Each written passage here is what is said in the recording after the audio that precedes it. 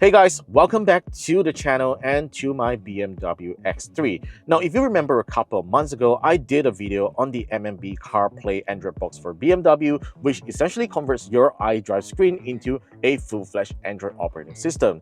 Now, despite how much I love using this CarPlay box, there are just a couple of trade-offs that I cannot take after using for a few months, such as having to sacrifice wireless Apple CarPlay, and you have to insert a 4G SIM card in order to have most of the things work on this Android box.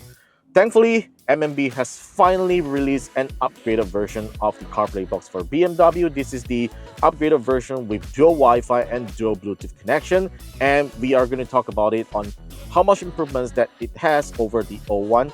And by the way, before I start off this video, I just gotta give a quick mention to MMB CarPlay for releasing these two really nice wireless Android Auto and wireless CarPlay adapters. So in case if you have a car that doesn't have wireless Android Auto or CarPlay yet, this really small USB dongles easily fit into the USB port of your cars, and it will instantly convert wired Apple CarPlay or Android Auto into wireless ones. And these are really cool stuff that you should really check it out.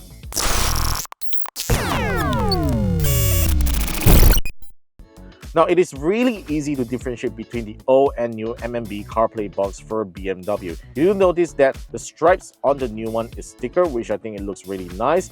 And of course, it is slightly thicker than the old one because it uses a more powerful processor. Obviously, MMB has to do some sort of cooling inside to dissipate heat from the more powerful processor. But otherwise, it looks pretty much the same on the front and back. You get a USB-C port on the front here, which you need to connect to a power source, and on the back here you still get a flap that you can insert a 4G SIM card or a micro SD card for storage extension. Now, what I am most happy about the hardware change here is this new LED lighting, which also serves as a status indicator. Instead of just showing a blue or red status indicator, it actually shows various status indicators, whether it has been disconnected, connected, or doing a firmware upgrade. And when it is connected properly to your iDrive system, this is how it will look like. It will cycle all the available colors right here, and you can also customize the lighting on this box using this interface here. Now, one of the biggest problems of the old CarPlay box is that it has really poor performance due to it using a low-end processor, and it only has 2 GB of RAM. But this one right here is finally powered by a more powerful Qualcomm 6125 SoC, which is essentially the Qualcomm Snapdragon 660 or 665, if I'm not mistaken, and it has 4 GB of RAM and 64 GB of storage, which is more than sufficient for running apps and installing apps as well. So this is how the interface looks like. It looks not much different from the old one, except as you can see, it is finally a lot smoother. I can finally use this to scroll around without having that terrible lag that is on the old unit. Now, let's get the new MMB CarPlay box online. Now, on the previous model, you'll need to insert a 4G SIM card to get pretty much everything working here, because the only Wi-Fi connection on the previous box has been used up exclusively by the iDrive system. So we are still using the iDrive's Wi-Fi direct connection to connect to the new MMB CarPlay box, and that's because it finally has dual Wi-Fi chips inside. So to get connected to Wi-Fi, so I'm just going to tap this small icon right here, and here you go. Here are a list of SSIDs, and I've already connected to my phone's hotspot. So this is really a huge improvement because not everyone has a 4G SIM card to pair it with your CarPlay box. Now, the interface right here hasn't really changed compared to the old one, but you can see that it is a lot smoother and more responsive compared to the previous model. That is probably all thanks to a faster Wi-Fi chip that MMB has installed on this box here.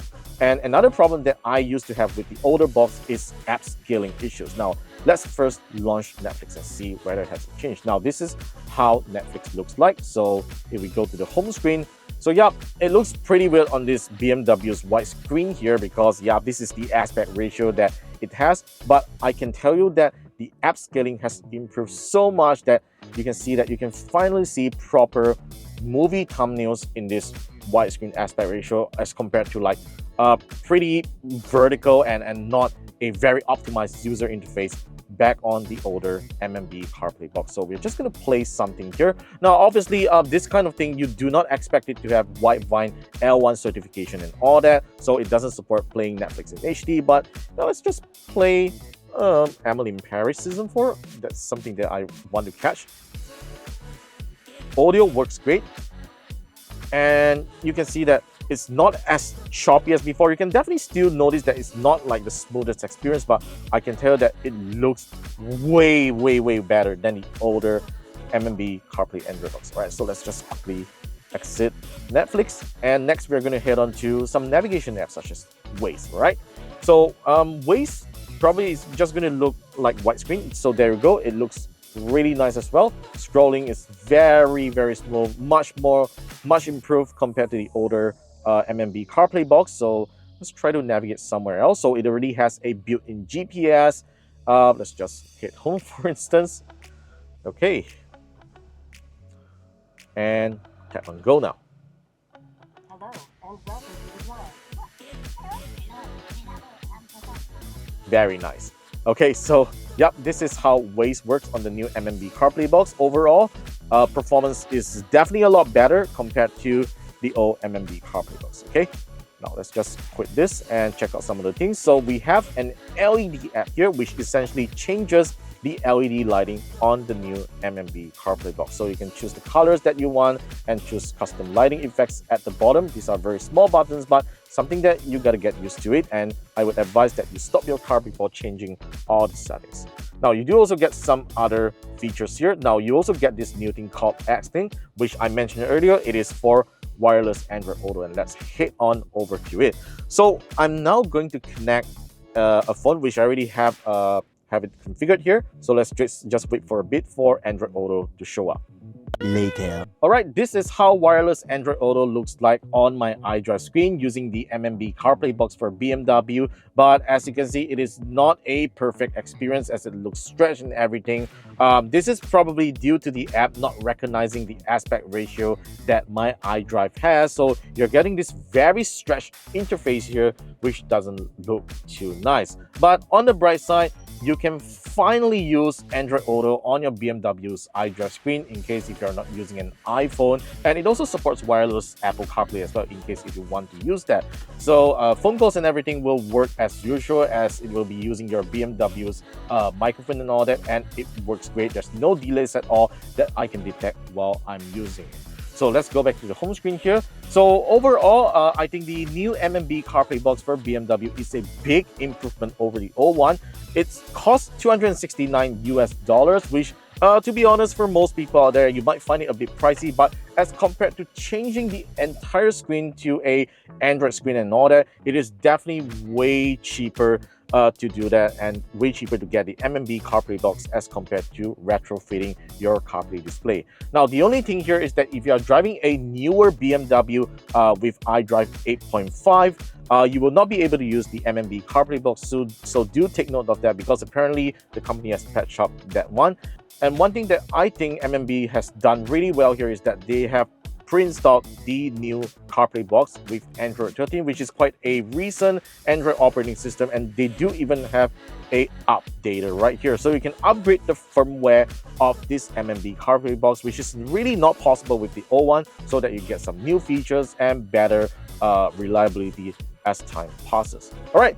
So that's pretty much on my thoughts on the new MMB CarPlay box for BMW. This is definitely something that I would recommend you to get if you drive a BMW. For example, this is a BMW X3 G01 and it has iDrive 6.5 or 6 if I'm not mistaken. So yeah, it supports this pretty well, and I use this a lot for entertaining my family when I'm taking them on a road trip. All right, so that's all for my thoughts on the new MMB CarPlay box for BMW. Let me know yours in the comments down below, and if you want to purchase this, I do of course have a discount code for you guys to get it way lesser than $269. So definitely check out in the links below if you are interested in getting one. So as for now, thanks for watching, subscribe to the channel for more videos, and I will see you in the next one.